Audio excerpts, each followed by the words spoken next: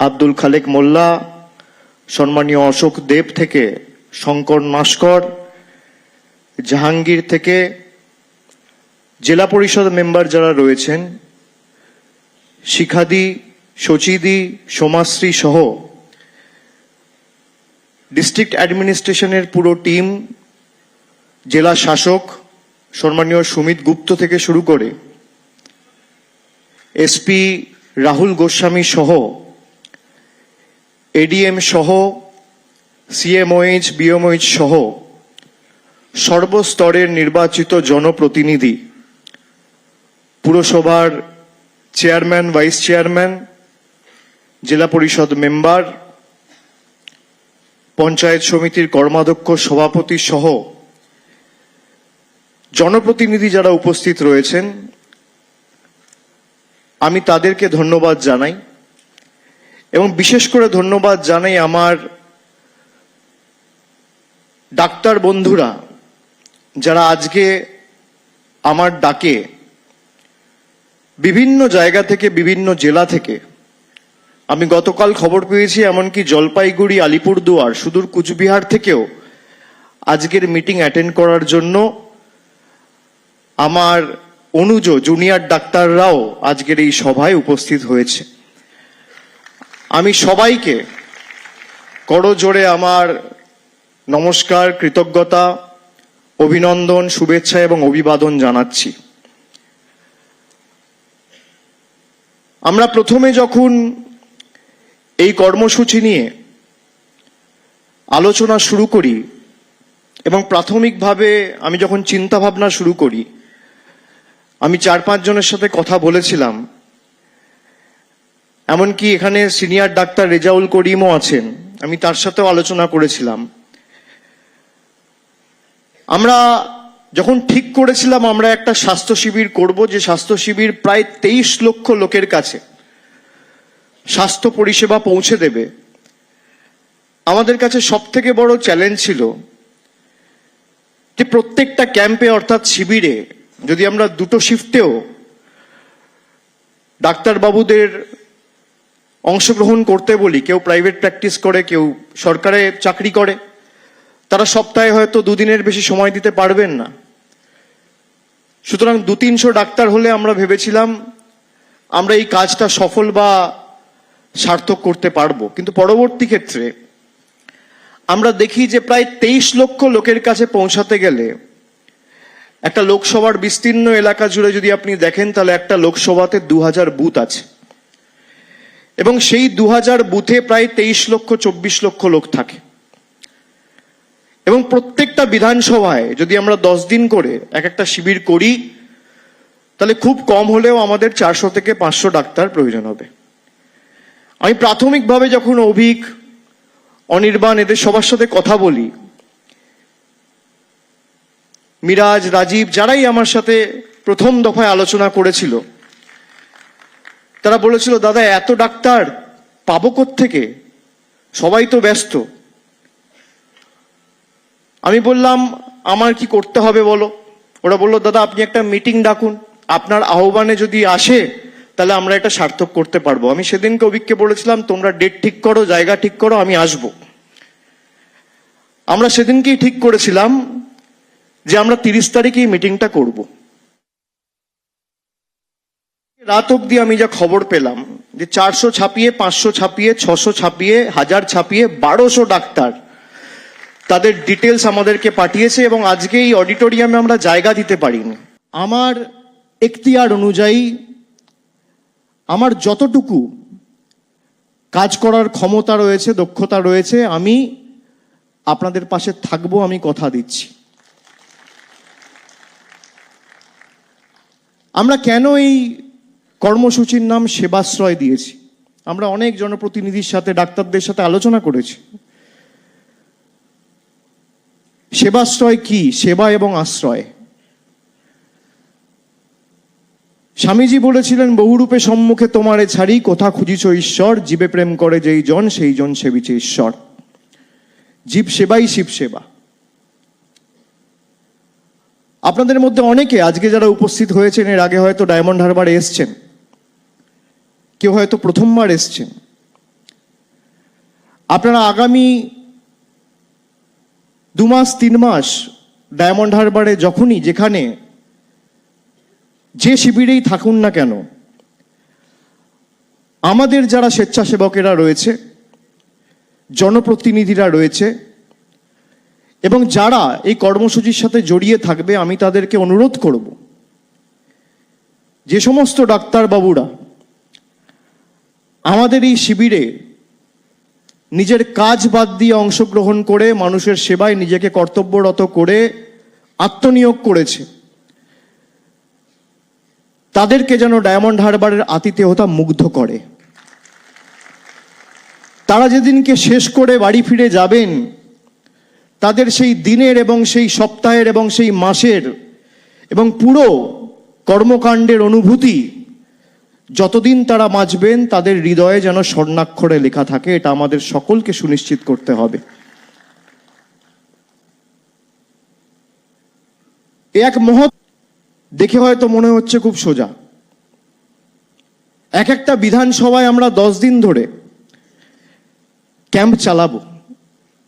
একটা বিধানসভায় গড়ে দেখতে গেলে 40টা করে ক্যাম্প, এবং 10 দিন ধরে সেই ক্যাম্প চলবে। একে একে নামবে, ডায়মন্ড হারবার থেকে শুরু হবে। 10 দিন ডায়মন্ড হারবারে ক্যাম্প হওয়ার পর ফলতায় ক্যাম্প হবে, তারপর সাতগাছিয়ায় ক্যাম্প হবে, তারপর বিষ্ণুপুরে হবে, তারপর মিটিয়াবুরুজে হবে, তারপর বজবজে হবে, তারপর মহেশতলায় হবে। মিটিয়াবুরুজের এমএলএ যে সাজেশনটা দিয়েছে, আমরা সেই সাজেশনটা গ্রহণ করছি যে আপনাদের ক্যাম্পটা ফেব্রুয়ারির মাঝামাঝি করে দেওয়া হবে, যাতে কোনো অসুবিধা না হয়। এবং একটা ছোট্ট পরিবর্তন আমি আপনাদের সবার অনুমোদন নিয়ে করতে চাই। আমরা এই কর্মসূচিটা 1 তারিখ থেকে নয়, আমরা 2 তারিখ থেকে শুরু করব। 31 তারিখ বছরের শেষ দিন, 1 জানুয়ারি সকলে নিজের পরিবারের সাথে কাটায় নতুন বছর। আমরা 1 তারিখ পার করে আমরা 2 তারিখ থেকে এটা শুরু করব।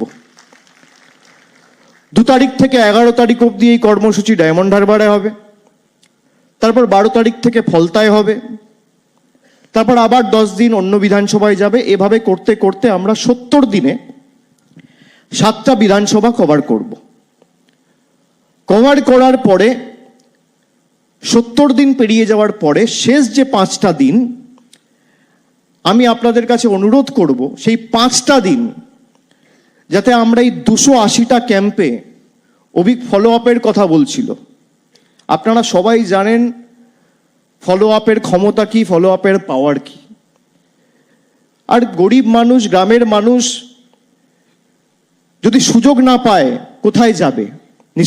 নিশ্চিতভাবে আমাদের জেলা স্বাস্থ্য ব্যবস্থা রয়েছে, পিএইচসিগুলো রয়েছে, সাব সেন্টার রয়েছে, কিন্তু আমরা চেষ্টা করেছি আরো 2 ধাপ 3 ধাপ নেমে 5টা 6টা করে বুথে একটা করে ক্যাম্প তৈরি করে সেই 5000 লোক বা 6000 লোককে পরিষেবা দেওয়া, দুয়ারে স্বাস্থ্য পরিষেবা যেটাকে বলবে। আমরা ওই 5 দিন 70 দিন পেরিয়ে যাওয়ার পরে শেষ যে 5 দিন, সেই 5 দিনে ডায়মন্ড হারবার থেকে শুরু করে একদম বজবজ মহেশতলায় গিয়ে শেষ হওয়ার সময় যে 280টা ক্যাম্পে আমরা সেই শিবিরগুলো অনুষ্ঠিত করেছি, সেই 280টা শিবিরে সাইমালটেনিয়াসলি 5 দিন আমরা টানা শিবির করব।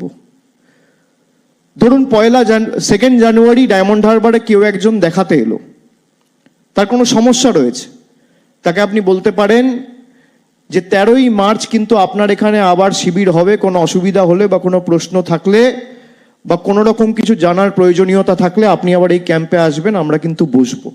This is the power of follow আপস।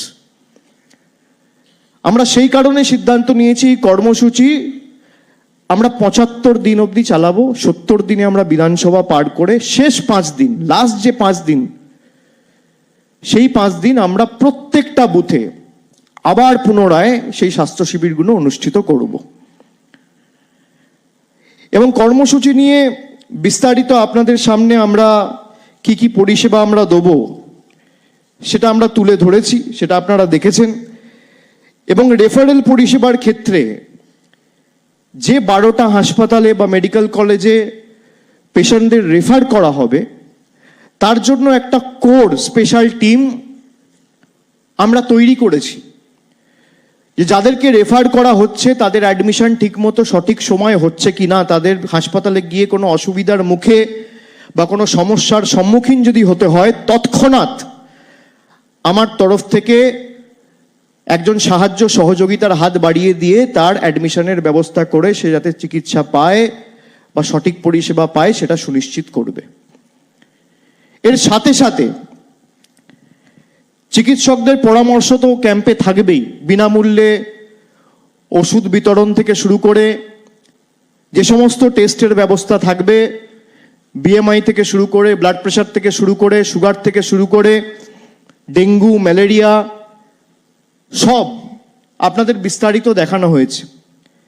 এবং জেলার পুরো টিম, স্বাস্থ্য টিম, বিএমওইস থেকে শুরু করে, সিএমওইস থেকে শুরু করে আমাদের পিএইচসিগুলোতে যারা রয়েছে, ডাক্তার, মেডিকেল ফ্র্যাটার্নিটির পুরো টিম তাদের সামর্থ্য অনুযায়ী তাদের সাহায্য সহযোগিতার হাত ইতিমধ্যেই বাড়িয়ে দিয়েছে। এবং আমরা যদি সবাই মিলে চেষ্টা করি, আমার দৃঢ় বিশ্বাস সেবাশ্রয়ে যে মডেলের শুভ সূচনা আজকে আমরা এই সমন্বয় অডিটোরিয়ামে আজকে করলাম, ভারতবর্ষকে আগামী দিন পথ দেখাবে। আমার পূর্ববর্তী এমএলএ যারা বক্তব্য রেখেছেন তারা ডায়মন্ড হারবারের উন্নয়ন নিয়ে অনেক কথা বলেছেন। কেন ডায়মন্ড হারবারকে বহু আলোচিত, বহু চর্চিত, কোনো আবার সংবাদ মাধ্যমের প্রতিনিধিরা ব্যঙ্গাত্মকভাবে ডায়মন্ড হারবার মডেল বলে। আমি গর্বের সাথে আপনাদের বলতে পারি যে আমি কোনো কথা যদি আপনাদের জানাই বা বলি সেটা আপনারা বিশ্বাস করতে পারেন, অবিশ্বাস করতে পারেন, তথ্য মিথ্যে কথা বলে না। আমরা গত 10 বছরে কি কাজ করেছি, কেউ যদি কোথাও জানতে চায় যে ডায়মন্ড হারবারে কি কাজ হয়েছে, ডায়মন্ড হারবার মডেল নিয়ে যা কথা বলা হয় এর বেসিস কি, প্রমাণ কি রয়েছে, আমরা 10 বছরে কি কাজ করেছি, প্রতি বছর পুস্তিকা প্রকাশ করে মানুষকে পুঙ্খানুপুঙ্খ হিসেব বুঝিয়ে দিয়েছি। আমার এমপি ল্যাড থেকে শুরু করে, জেলা পরিষদ থেকে শুরু করে, এমএলএ ল্যাড থেকে শুরু করে সরকারের সংশ্লিষ্ট দপ্তরগুলো যে কাজগুলো করেছে, পুঙ্খানুপুঙ্খ হিসেব। যদি কারোর জানতে কোনো আগ্রহ থাকে, আমরা প্রতি বছর বই প্রকাশ করি নিঃশব্দ বিপ্লব। আমরা ইতিমধ্যে আমাদের রাজ্য সরকার বিধানসভায় আইন পাস করেছে অপরাজিতা বিল। আপনাদের জানা দরকার, আমি একটি রাজনৈতিক মঞ্চ থেকে আমাদের পার্টির ছাত্র সমাবেশের মিটিং থেকে আমি বলেছিলাম যে আমি প্রাইভেট মেম্বার বিল আনবো। অপরাজিতা বিল যদি পাস হয়ে যায় তাহলে ভারতবর্ষ জুড়ে, এটা বিএনএসএস এর অ্যামেন্ডমেন্ট, এই অ্যামেন্ডমেন্টটা যদি রাষ্ট্রপতি ছেড়ে দেয়, সাইন করে দেয়, তাহলে সারা ভারতবর্ষ জুড়ে এই আইন পাস হবে, তাহলে প্রাইভেট মেম্বার বিল লাগবে না। আর যদি না আনে তাহলে যতদিন লাগুক আমি প্রাইভেট মেম্বার বিল আনবো, আমার সাথে কেউ দাঁড়িয়ে থাকলেও আনবো আর কেউ না দাঁড়িয়ে থাকলেও আনবো। আমরা হাজার চেষ্টা করেছি, কোভিড যখন হয় কেউ বলছে স্যানিটাইজার দিয়ে হাত ধো, কেউ বলছে একটু হ্যান্ড স্যানিটাইজ করো, কেউ বলছে একটু হাত ধো, কেউ বলছে মাস্ক পরো, কেউ বলছে সামাজিক দূরত্ব বজায় রাখো, কিন্তু এই জিনিসগুলো করে আমরা কোভিড এড়াতে পারিনি। ভ্যাকসিন দিয়ে আমরা কোভিডকে হারিয়েছি, কোভিড শিল্ড দিয়ে আমরা কোভিডকে হারিয়েছি, কোভ্যাক্সিন দিয়ে আমরা কোভিডকে হারিয়েছি।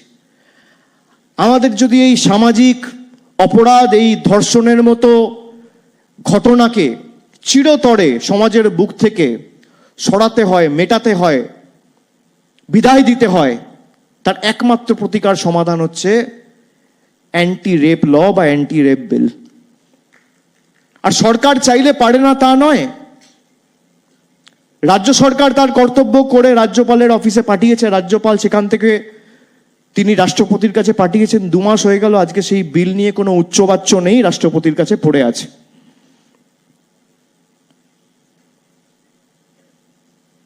এই বিল পাস হয়ে গেলে, আর বিলটা এমনভাবে করা হয়েছে যে 50 দিনে তার শাস্তি হবে, এবং শুধু তাই নয়, তার সাথে অ্যাসিড অ্যাটাকের ক্ষেত্রেও আমরা 3 বছরের শাস্তি এবং 3 থেকে 5 বছরের শাস্তির একটা প্রভিশন রেখে বিলটা পাস করা হয়েছে। অন্য কোনো রাজ্য সরকার বা কোনো রাজ্যের বিধানসভায় এটা হয়নি।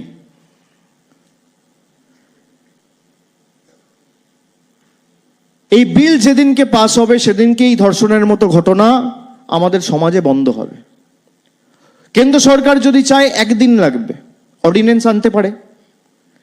আপনারা সবাই দেখেছেন G20 নাম করে দিল্লি সরকারের ক্ষমতা কুক্ষিগত করে রাখার জন্য অর্ডিন্যান্স করে দিল্লি নির্বাচিত সরকারের ক্ষমতা কেড়ে নিয়েছিল।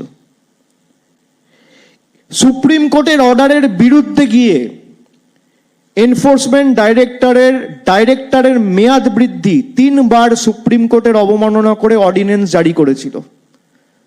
তাহলে আপনি অর্ডিন্যান্স জারি করে অ্যান্টি রেপ ল বা অ্যান্টি রেপ বিল আনছেন না কেন? কে বাধা দিচ্ছে? সবার প্রতিবাদ করার রাইট আছে, প্রতিরোধ করার রাইট আছে, কিন্তু আপনি বলুন তো, প্রতিরোধ করলে কি ধর্ষণের মতো এই ব্যাধি চিরতরে আমরা সমূলে উৎখাত করে সমাজ থেকে সরাতে পারবো বা বিলীন করে দিতে পারবো? আপনাকে আইন আনতে হবে। যারা এই জঘন্যতম অপরাধগুলো করছে, আপনারা দেখেছেন গুজরাটে 10 বছর পর সব ছাড়া পেয়ে গেছে। আমার বক্তব্য যে কেউ যদি, এটা খুব সেন্সিটিভ, কারোর ভালো লাগতে পারে, কারো খারাপ লাগতে পারে, কেউ ভাবতে পারে যে অভিষেক বন্দ্যোপাধ্যায় যে কথাগুলো বলছে সেই কথাগুলো বলা মানে তো আইনকে সম্মান না করা। আমি তা বলছি না। আমার বক্তব্য, যেখানে সার্কামস্ট্যান্সিয়াল এভিডেন্স, পারিপার্শ্বিক আপনার তথ্য প্রমাণ আপনার বিরুদ্ধে, সেখানে আমি কেন একটা লোককে 4 বছর 3 বেলা খাইয়ে জেলে রাখবো? কেন তার ক্যাপিটাল পানিশমেন্ট হবে না? সমাজে তার বেঁচে থাকার অধিকার নেই? একটা লোককে যদি আমি 5 বছর ধরে জেলে রাখি আর ট্রায়াল শুরু হবে, তারপর তো সে 4টে কোর্টে যাবে, high court, division bench, supreme court, mercy petition, এ করতে করতে তো 6 বছর লেগে যাবে। একটা লোককে যদি আমি 6 বছর জেলে রাখি, তাহলে দিনে 2 কাপ চা আর 3 বার খাবার খাওয়াতে আমার 300 টাকা খরচা। তাহলে বছরে কত টাকা খরচা? দিনে 300 টাকা খরচা হলে মাসে কত টাকা খরচা? 9,000 টাকা। বছরে খুব কম করলেও 1 লাখ টাকা। আমি 6 লাখ টাকা তার পিছনে খরচা করবো কেন? 6টা গরিব মানুষ বাড়ি পাবে। আমার বক্তব্য এখানে, আমাদের সকলকে বুঝতে হবে এটা। এর মধ্যে কোনো রাজনীতি নেই। সে যেই হোক, যেই রাজনৈতিক দলেরই হোক, ফাঁসির মঞ্চে তাকে নিয়ে যাওয়া উচিত।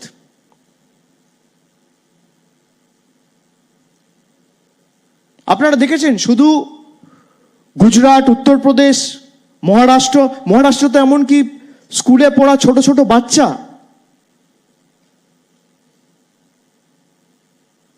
তাদেরকেও ছাড়া হয় না। এই সমস্ত দানবদের আমি মনে করি সমাজে বেঁচে থাকার কোনো অধিকার নেই। আমাদের এটা প্রথমে বোঝা দরকার।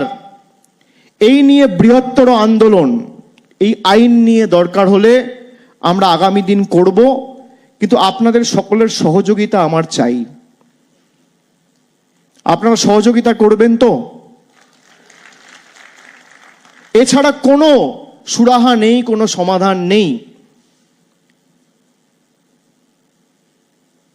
আমার সাথে যখনই কোনো ডাক্তারবাবুর কথা হয়েছে, যে কোনো জুনিয়র ডাক্তার হোক বা সিনিয়র ডাক্তার হোক, আমি সবাইকে বলেছি যে তোমরা আইন নিয়ে বলছো না কেন? 3 মাস প্রতিবাদ হলো, আজকে কি ধর্ষণ বন্ধ হয়ে গেছে?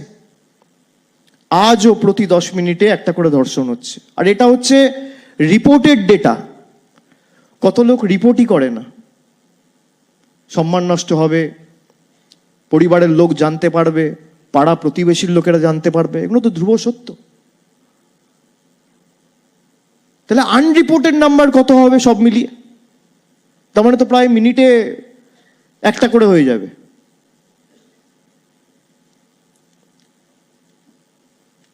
আমি আপনাদের বলবো যে আমাদের রাজ্য সরকার ইতিমধ্যেই ডাক্তারদের সেফটি, সিকিউরিটি এবং পরিকাঠামোগত উন্নয়ন, তার জন্য 100 কোটি টাকা রাজ্য সরকারের তরফ থেকে মুখ্যমন্ত্রী বরাদ্দ করেছেন এবং কাজ বিভিন্ন মেডিকেল কলেজ হাসপাতালে চলছে।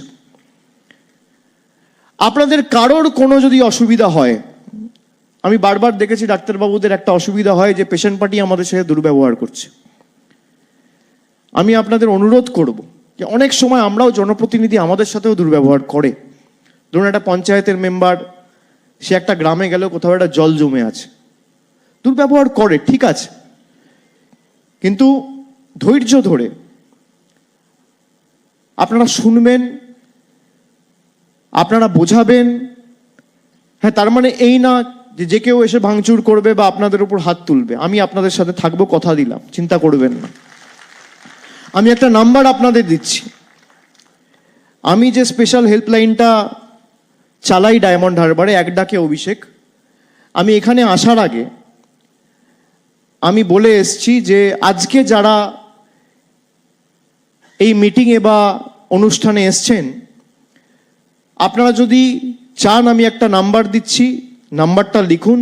আপনারা সকলে কোনো অসুবিধা হলে এই নাম্বারে সরাসরি ফোন করে আমাকে জানাবেন। আমি একটা 10 জনের কোর টিম দরকার হলে এখানে অভিজ্ঞদের সাথেই কথা বলে আমি 10 জনের একটা কমিটি তৈরি করে দেবো, যারা আপনাদের সাথে যোগাযোগে থাকবে। আপনাদের কোনো রকম কোনো অসুবিধা হলে তৎক্ষণাৎ আমাকে জানাবে এবং আমি আপনাদের সাথে থাকব।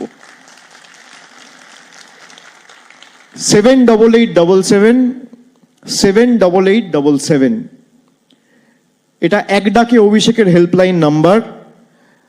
আমার 10 জনের একটা প্রায়োরিটি গ্রুপ তৈরি করে দেওয়া হয়েছে আমার তরফ থেকে, আমি বলে এসছি, এবং এতক্ষণে নিশ্চয়ই সেই গ্রুপটা তৈরি হয়েছে। পরবর্তীকালে যদি এই লাইন বিজি পান, সঙ্গে সঙ্গে আপনারা অভিজ্ঞদের জানালে আমার জ্ঞাতার্থে যখনই আসবে আমি তার সুবিচার করা আমার সীমাবদ্ধ এখতিয়ার অনুযায়ী চেষ্টা করব। আমি কথা দিচ্ছি, আর আমি কথা দিলে কথা রাখি।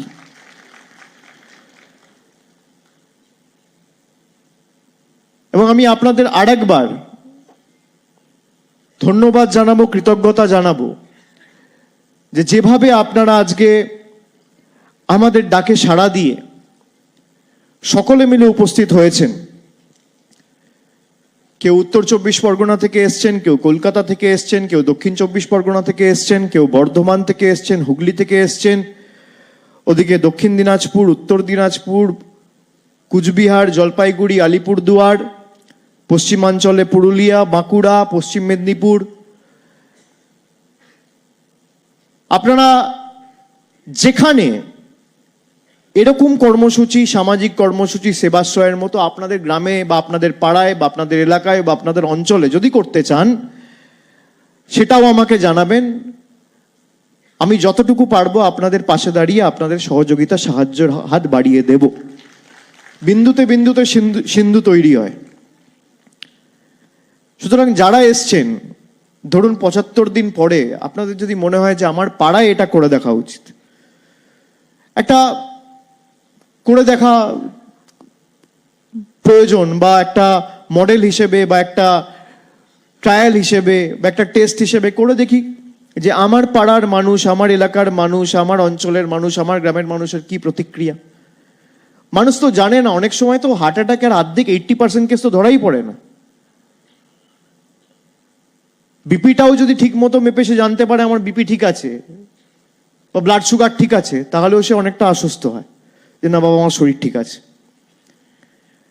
তো এটা যদি আপনারা আপনাদের এলাকায় করতে চান, আপনাদের পঞ্চায়েতে, আপনাদের পাড়ায়, সে যে জেলাই হোক, যেখানেই হোক আমাকে জানাবেন, যতটুকু সাহায্য সহযোগিতা দরকার। ধরুন আপনারা 5 দিন করতে চান, কি 3 দিন করতে চান, কি 7 দিন করতে চান, যা প্রয়োজন আমি আপনাদের পাশে দাঁড়িয়ে সাহায্য করব, আপনারা করুন। সরকার সরকারের মতো কাজ করবে, কেন্দ্র সরকার কেন্দ্র সরকারের মতো কাজ করবে, রাজ্য সরকার রাজ্য সরকারের মতো কাজ করবে, পঞ্চায়েত কাজ করবে, পুরসভা কাজ করবে। আমরা কেন বসে থাকব? আমাদের যতটুকু ক্ষমতা রয়েছে, কর্মদক্ষতা রয়েছে, আমরা করে দেখাই। আমরা যখন ঘোষণা করেছিলাম ডায়মন্ড হারবারে যে 75,000 বয়োজ্যেষ্ঠ মানুষকে আমরা বার্ধক্য ভাতা দেবো, লোকে বিশ্বাস করেনি। আমরা 20,000 ভলেন্টিয়ার চিহ্নিত করেছিলাম, আর এক একজনকে বলেছিলাম 5 জন বয়োজ্যেষ্ঠ মানুষের কি 4 জন বয়োজ্যেষ্ঠ মানুষের দায়িত্ব নাও করতে। দেখবেন অনেক মানুষ আপনাদের সাথে যুক্ত হবে। অনেকে তো কাজ করতে চায়। সমাজে খারাপ মানুষের থেকে ভালো মানুষের সংখ্যাটা অনেক বেশি, সে কারণেই সমাজ চলছে। আজকে আরো অনেক ভালো মানুষেরা এগিয়ে আসবে এবং আমরা কাজ করে দেখিয়েছি। সেবাশ্রয় শেষ হবে, তারপর আবার একটা কিছু করব। স্থায়িত্বকে আমি ভয় পাই, আর চ্যালেঞ্জ আমি পছন্দ করি। জীবনে চ্যালেঞ্জ আসা ভালো। যত চ্যালেঞ্জ আসবে তত আমরা কাজ করার সুযোগ পাবো, মানুষের কাছে পৌঁছানোর সুযোগ পাবো এবং মানুষকে পরিষেবা দেওয়ার সুযোগ পাবো। জনপ্রতিনিধিত্ব এটাই কাজ। চ্যালেঞ্জের সম্মুখীন যদি আপনি না হন, তাহলে জীবনের কি মূল্য? সবই যদি আপনি হাতের নাগালে, হাতের মুঠোয় পেয়ে যান, তাহলে তো জীবনের কোনো অস্তিত্ব বা মূল্য বা প্রাধান্য থাকে না। কাজ করে আমাদের দেখাতে হবে। আমরা কাজ করেছি, মানুষ দুহাত তুলে আশীর্বাদ করেছে। আপনারা যারা এসছেন, আপনাদের বাড়ি যেখানেই হোক, সেবাশ্রয় শেষ হওয়ার পর চেষ্টা করুন 7 দিন সেখানে ক্যাম্প করতে। এবং সেখানে যদি আপনি 7 দিন, ধরুন 1000 জন আছেন, যদি 1000টা ক্যাম্পও হয় 7 দিন করে, আর একদিনে যদি 100টা লোকও উপকার পায়, তাহলে কত লোক উপকার পাবে গড়ে? বা 50টা লোকও উপকার পায়, তাহলে 7 দিনে 300-350 লোক উপকৃত হবে। 350 লোক একদিনে একটা জায়গা থেকে উপকৃত হওয়া মানে 1000টা জায়গায় যদি আপনারা ক্যাম্প করেন, তাহলে কত? 3.5 লাখ লোক উপকৃত হবে। এবং সেখানে করতে গেলে প্ল্যানিং দরকার। আর খালি প্ল্যানিং হলে হয় না, খালি চিন্তা ভাবনা বা অর্থ বা পরিকল্পনা থাকলে তো সবকিছু হয় না। মানুষের শ্রম দরকার, মানুষের আশীর্বাদ দরকার, মানুষের সহযোগিতা দরকার, পরিশ্রম দরকার। যে কোনো জিনিস তৈরির ক্ষেত্রে, এই টেবিলটাও তৈরি করেছে একজন মানুষ খেটে খুঁটে পরিশ্রম দিয়ে। এরকম না যে কেউ চিন্তা করেছিল আর টেবিলটা হয়ে গেছে। এই অডিটোরিয়ামের নামও দেখুন সমন্বয়, এটাও আমরা আগের বছর উদ্বোধন করেছিলাম। সুতরাং সমন্বয়ের যে কি মূল্য, আমাদের সকলকে সেটা বুঝতে হবে। যে আমরা সবাই মিলে যদি চাই, তাহলে অসম্ভবকেও সম্ভব করে দেখাতে পারি। আপনারা যারা আছেন, ডাক্তার ভাইয়েরা, সিনিয়র ডাক্তাররা, আমার করজোড়ে আপনাদের কাছে অনুরোধ থাকবে, কোথাও কিছু হলে আমাকে জানাবেন। আমি চেষ্টা করব আপনাদের পাশে থাকার। এবং আমি বিগত দিনেও আমার সামর্থ্য অনুযায়ী যখন যেখানে আমি খবর পেয়েছি, আমি দলগতভাবে আমার তরফ থেকে যা ব্যবস্থা নেওয়ার আমি নিয়েছি। আপনারা সেগুলো দেখেছেন। আগামী দিনও ব্যতিক্রম হবে না। অনেকে আবেগপ্রবণ হয়ে আপনারা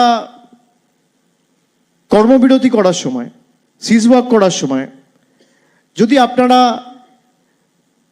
ভাবেন যে সিজওয়াক করলে প্রতিবাদ এমন করে করবেন যে প্রতিবাদের মধ্যেও যেন একটা মানুষ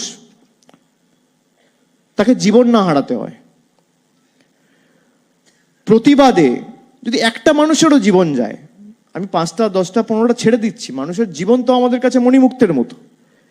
একটা মানুষেরও যদি জীবন যায়, তাহলে যে অপরাধের বিরুদ্ধে আমি প্রতিবাদ করছি সেই অপরাধের থেকেও বড় অপরাধ আমি করছি।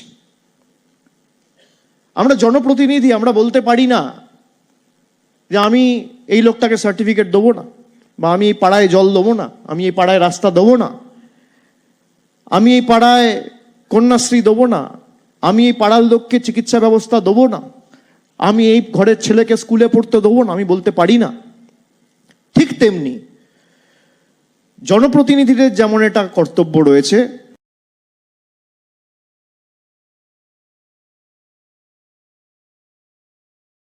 সম্মান করে, যাতে আমাদের হাজার কষ্ট হলেও, বুক ফেটে গেলেও মাথায় রাখতে হবে জীব সেবাই শিব সেবা। একটা মানুষের যাতে অসুবিধা কষ্ট না হয়।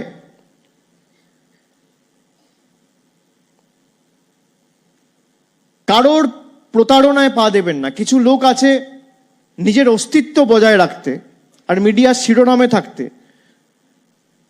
কিছু জুনিয়র ছেলেদের ব্যবহার করে।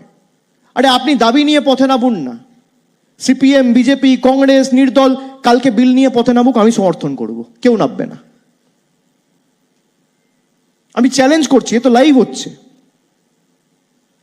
কালকে বিজেপি মিটিং ডাকুক যে অ্যান্টি রেপ বিল পাস করা হবে, তৃণমূলের কেউ সমর্থন না করলে আমি একা করব। পারবে না এরা করতে।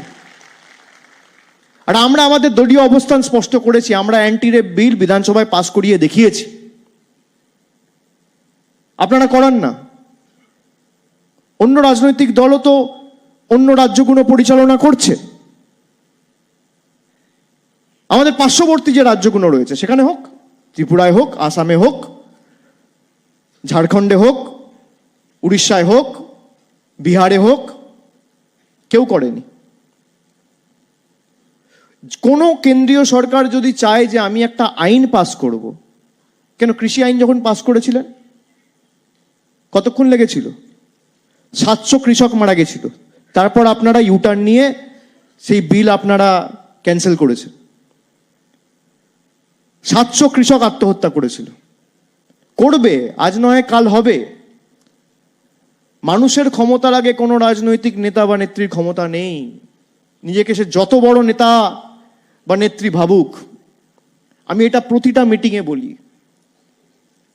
যে জন সমর্থন বা মানুষের ক্ষমতার আগে কারোর ক্ষমতা নেই। সেই মানুষ চেয়েছে বলে আজকে কেউ নেতা হয়েছে, কেউ নেত্রী হয়েছে, কেউ পঞ্চায়েতে জিতেছে, কেউ পুরসভায় জিতেছে, কেউ এমএলএ হয়েছে, কেউ এমপি হয়েছে। মানুষ না চাইলে আমার মূল্য 0। তা মানুষের জন্যই তো আপনারা কাজ করুন।